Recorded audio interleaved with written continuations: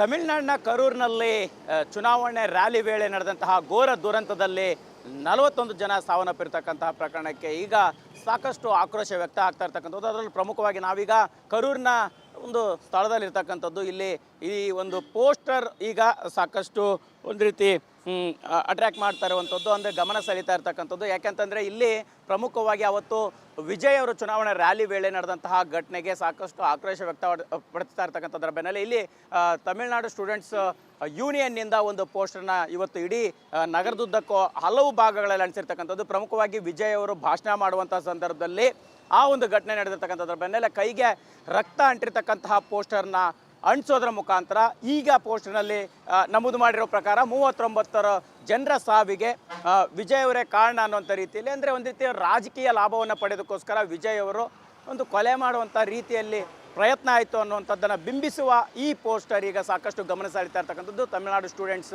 ಯೂನಿಯನ್ನಿಂದ ಈ ಪೋಸ್ಟರ್ಗಳನ್ನು ನಗರದ ಎಲ್ಲ ಭಾಗಗಳಲ್ಲಿ ಅಂಟಿಸಿರ್ತಕ್ಕಂಥದ್ದು ಮತ್ತು ವಿಜಯ್ ಅವ್ರನ್ನ ಬಂಧಿಸಬೇಕು ಅನ್ನೋಂಥ ರೀತಿಯಲ್ಲಿ ಆಕ್ರೋಶ ಕೂಡ ವ್ಯಕ್ತ ಆಗ್ತಾ ಇರ್ತಕ್ಕಂಥದ್ದು. ಕ್ಯಾಮ್ರಾ ಪರ್ಸನ್ ನರೇಶ್ ಜೊತೆ ಮಾಲ್ತೇಶ್ ಜಗ್ಗಿನ್, TV9 ಕರೂರ್.